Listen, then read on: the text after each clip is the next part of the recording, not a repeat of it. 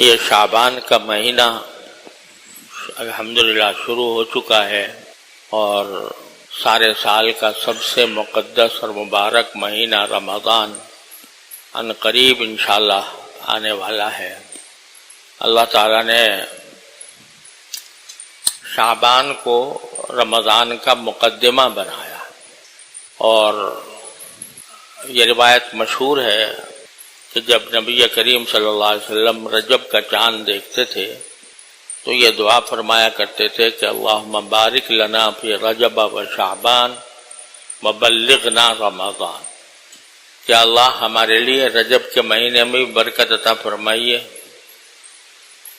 اور شعبان کے مہینے میں بھی برکت عطا فرمائیے، وبلغنا رمضان، اور ہمیں رمضان تک پہنچا دیجیے، یعنی ہماری عمر اتنی ہو جائے کہ ہم اپنی زندگی میں رمضان پالیں اور رمضان کی نعمتوں اور برکتوں سے مستفید ہوں۔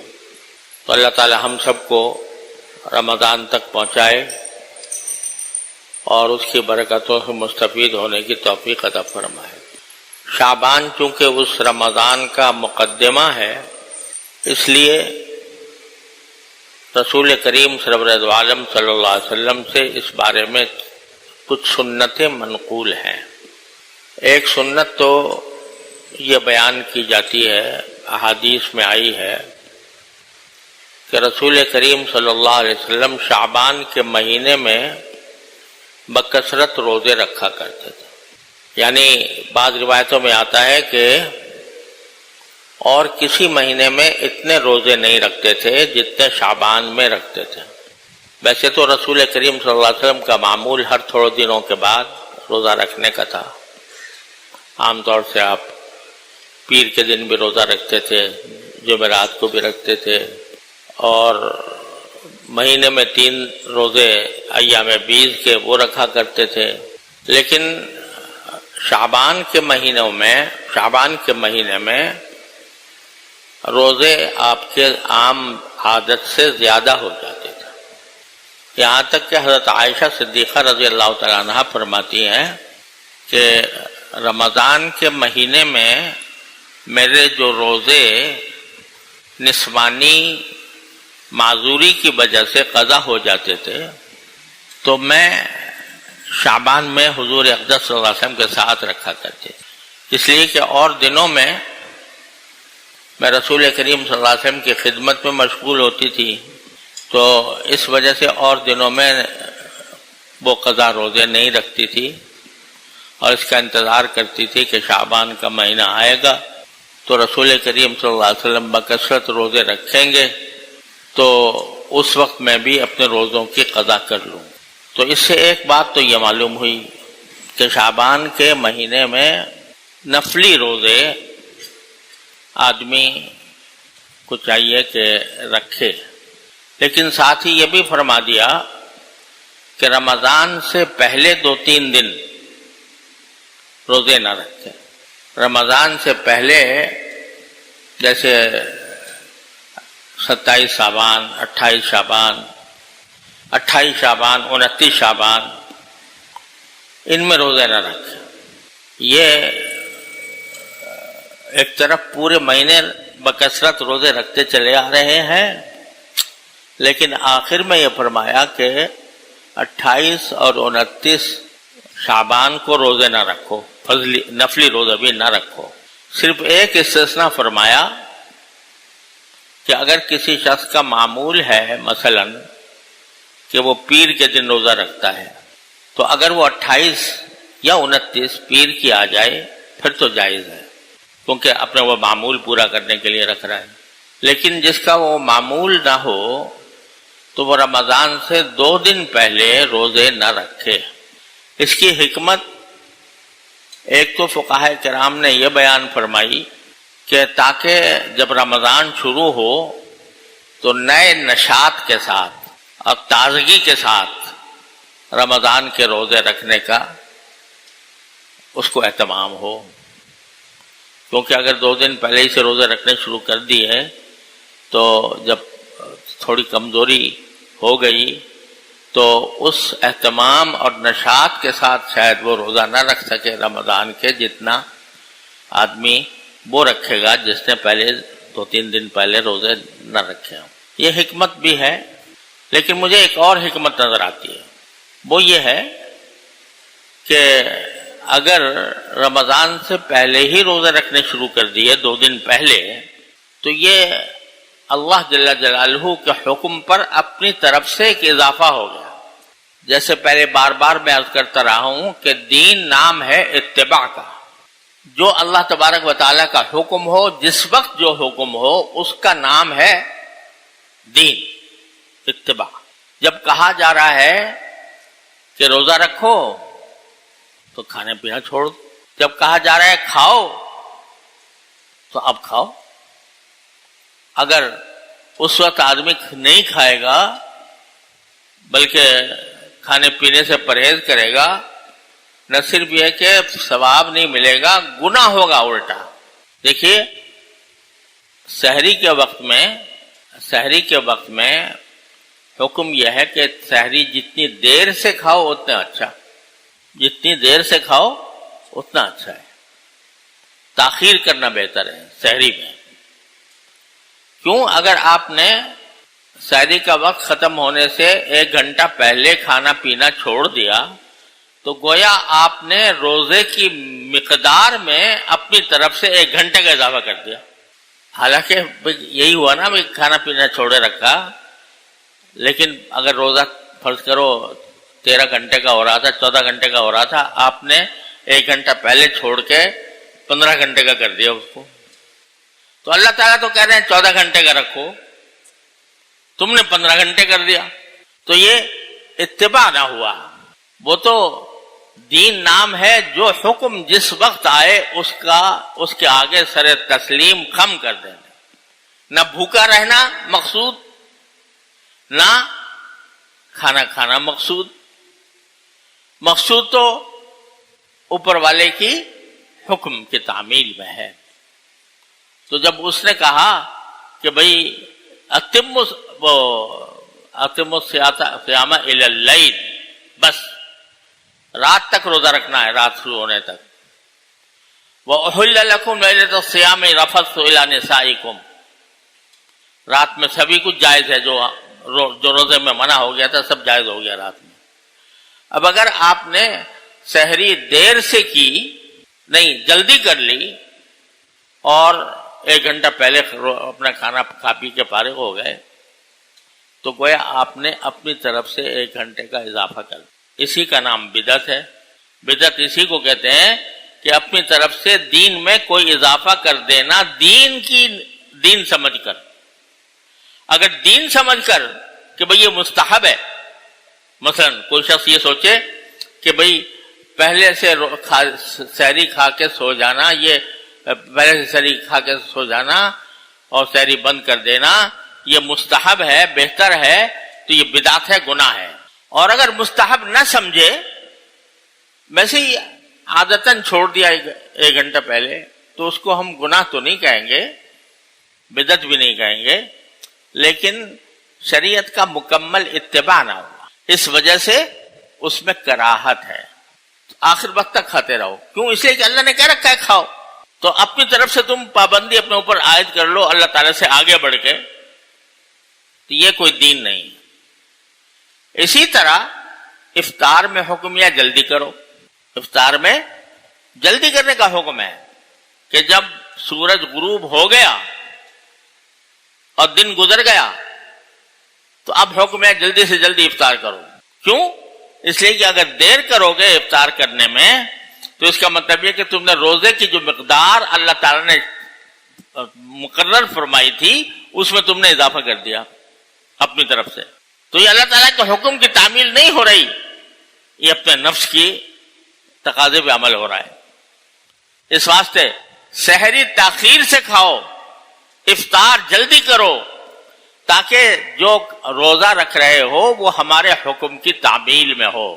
جب ہم نے کہہ دیا کہ بند کر دو، بند.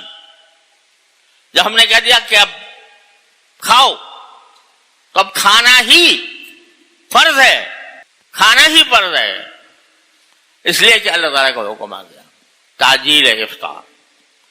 تو اسی طرح یہ جو فرمایا گیا کہ رمضان سے پہلے 2 دن تک روزے نہ رکھو، 2 دن روزے نہ رکھو، اس میں ایک حکمت تو وہ ہے جو میں نے بیان کی اور حضرات فقہاء کرام نے اکثر وہی حکمت بیان کی ہے، لیکن ساتھ ہی یہ حکمت بھی ہے کہ اگر تم نے رمضان کے علاوہ 29 سے 30 روزے فرض کیے نا، اب تم نے اپنی طرف سے 2 روزے اس کے ساتھ ملا کے رمضان کے روزوں کی مقدار 31 کر دی یا 32 کر دی، تو یہ اللہ تعالیٰ کے حکم کے خلاف ہوا.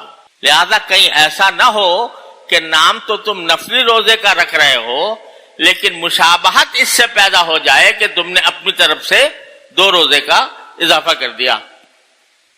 تو جس طرح اللہ تعالیٰ کے حکم میں کمی کرنا ناجائز ہے، اسی طرح اللہ کے حکم پر اضافہ کرنا بھی ناجائز. وضو کے اندر اللہ تعالیٰ نے 3 مرتبہ ہاتھ دھونے کا، ہاتھ، پاؤں، چہرہ، پاؤں، یہ سب جو دھونا، کتنی مرتبہ؟ 3 مرتبہ. وہی سنت ہے.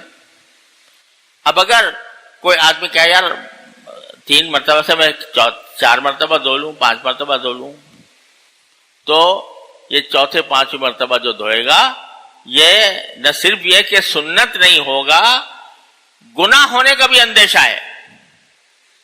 کیونکہ حدیث میں رسول کریم صلی اللہ علیہ وسلم نے فرمایا کہ فمن زاد علی ھذا اب ازداد فقد اساء وتعدى وظلم. جو 3 مرتبہ سے زیادہ دھوئے اپنے عضو کو وضو کے اندر، اس نے برا کیا، اس نے زیادتی کی، اس نے ظلم کیا.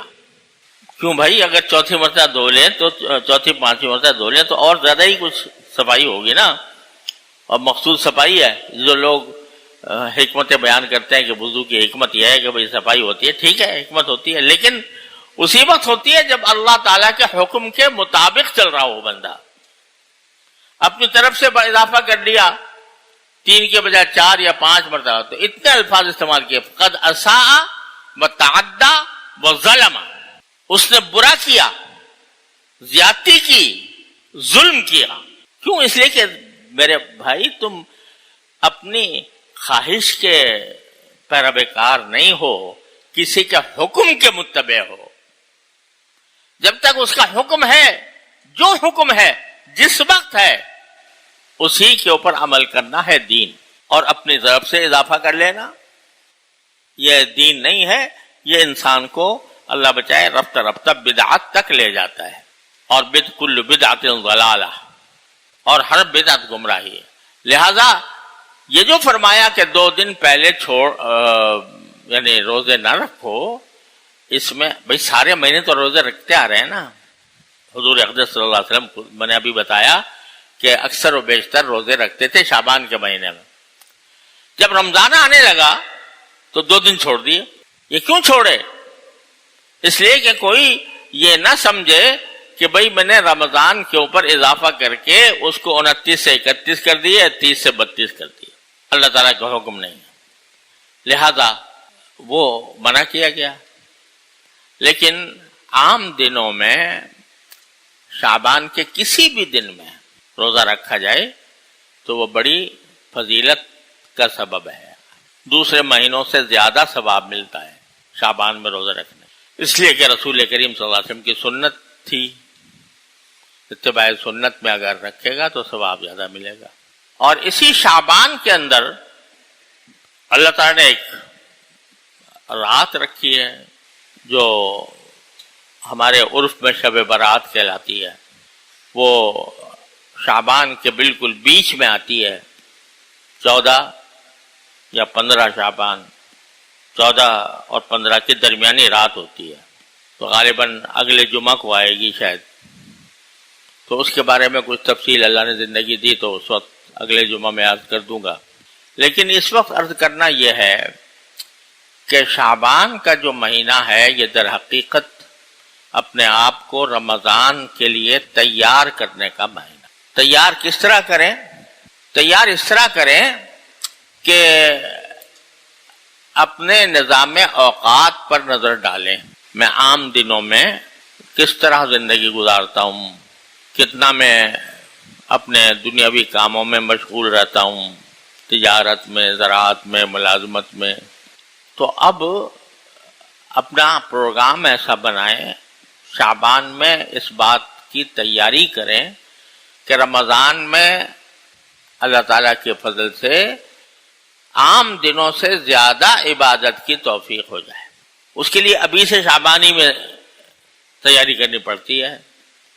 مثلا بہت سے آپ کے سامنے کوئی لمبے چوڑے کام ہیں جن میں کافی مشغولیت ہونی ہے، تو رمضان آنے سے پہلے ان کو نمٹا دیں. کوشش کریں کہ میں رمضان سے آنے سے پہلے ان چیزوں یا ان کاموں کو نمٹا دوں جو مجھے فوری طور سے درپیش ہیں، تاکہ رمضان میں میری مصروفیت کم ہو. بہت سے لوگ تو ایسے ہوتے ہیں کہ جن کے دن اور رات ان کے اپنے اختیار میں ہوتے ہیں. بھئی میں اگر دن میں چھٹی کرنا چاہوں تو کر سکتا ہوں. تو ایسے لوگ تو خاص طور پر کوشش یہ کریں کہ رمضان کے مہینہ دوسری مصروفیات سے اپنے آپ کو کنارہ کش کر کے رمضان کے حقوق ادا کرنے کے لیے تیار کریں اگر اپنے اختیار میں ہے. بھئی اور سارے کام بعد میں دیکھیں گے، رمضان کے اندر تو بس اللہ تعالیٰ کی طرف رجوع کا اہتمام کریں گے. اور بعض ایسے حضرات ہوتے ہیں کہ جو اپنے اختیار میں نہیں ہیں، ملازم ہے، مثلا ملازم پیشہ، تو اب اس کو تو ڈیوٹی دینی ہے، اور ڈیوٹی دینی ہے تو وہ یہ نہیں کر سکتا کہ بھئی میں اپنی ملازمت کے جو 8 گھنٹے ہیں اس کو 6 گھنٹے کر لوں یا 5 گھنٹے کر لوں، خود اپنے اختیار میں نہیں. تو اس کے بارے میں نبی کریم سرور عالم صلی اللہ علیہ وسلم سے جو بات ثابت ہے وہ یہ ہے کہ جو ملازم کا جو کہنا چاہیے افسر ہے یا حاکم ہے، اس کو آپ نے ترغیب دی ہے. اس کو یہ کہا ہے کہ بھئی جو تمہارے پاس ملازمت کر رہا ہے تو رمضان کے مہینے میں اس کو ذرا کچھ اس کی رعایت کر لو. اور حدیث میں الفاظ یہ ہے کہ من خفف عن مملوکہ فی رمضان خفف اللہ عنہ یوم القیامہ او کما قال صلی اللہ علیہ وسلم، کہ اگر کوئی افسر، کوئی حاکم، وہاں آقا کا لفظ ہے، کوئی آقا اپنے ملازم سے، اپنے غلام سے کام کم لے رمضان میں اور اس کے اوپر تخفیف کا معاملہ کرے کہ بھئی اس کے فرائض میں کچھ تخفیف کر دے، اوقات میں کچھ تخفیف کر دے، تو اللہ تعالیٰ قیامت کے دن اس شخص کے ساتھ تخفیف کا معاملہ فرمائے. جیسے تو نے میرے بندے کے لیے رمضان میں تخفیف کی، اس کے اوقات کم کر دیے مثلا، یا بہت زیادہ بوجھ والا کام نہیں ڈالا، تو جب آخرت میں پہنچو گے تو اللہ تبارک و تعالیٰ تمہاری بھی تخفیف کر دیں گے. کیا تخفیف کر دیں گے؟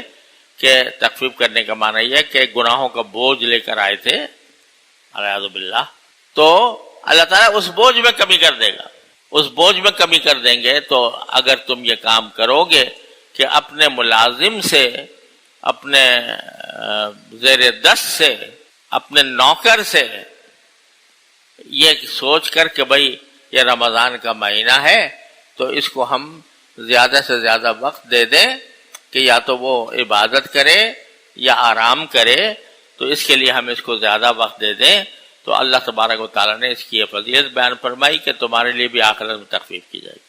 تو میں جو کہہ رہا ہوں کہ شعبان میں تیاری کرنی چاہیے رمضان کی، تو اس تیاری کا ایک پہلو یہ بھی ہے کہ جو بڑے بڑے کام ہیں جن میں زیادہ وقت صرف ہوتا ہے ان کو جتنا مؤخر کر سکتے ہوں کر دیں، اور اپنے ملازمین سے، اپنے ماتحتوں سے کام کی تخفیف کر دیں، پہلے سے اس کی تیاری کر لیں. شعبان کے مہینے میں تیاری کریں گے تو انشاءاللہ ایسا ممکن ہو جائے گا. ایک تیاری تو یہ ہے.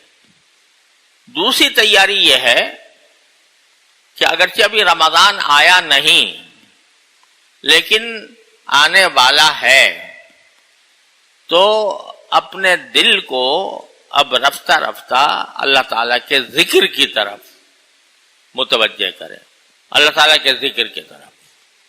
ذکر جو ہے وہ ایک تو وہ کلمات ہیں جو عام طور سے ذکر سمجھے جاتے ہیں، سبحان اللہ، الحمدللہ، لا الہ الا اللہ، اللہ اکبر، لا حول ولا قوت الا باللہ العلی العظیم۔ اور ویسے ہر وہ کلمہ، ہر وہ بات جو اللہ تبارک و تعالیٰ کی رضا کے لیے کی جا رہی ہو وہ بھی ذکر میں داخل ہے۔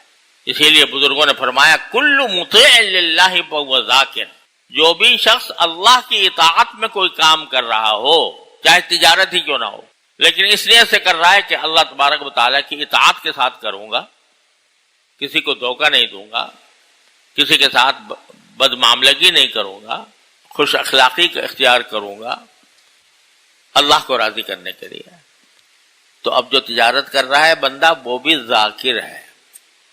کل مطیع للہ فہو ذاکر۔ تو اب اپنے آپ کو ذکر کی طرف زیادہ سے زیادہ متوجہ کرنے کی کوشش کریں۔ تو اس وجہ سے یہ کام تو ابھی سے شروع کر دیں رمضان کی تیاری کے لیے کہ ذکر کثرت سے ہو، اٹھتے بیٹھتے چلتے پھرتے، اور ذکر میں یہ دعا بھی شامل ہے، یا اللہ رمضان آنے والا ہے، ہمیں اس رمضان کے صحیح حقوق ادا کرنے کی توفیق عطا فرما۔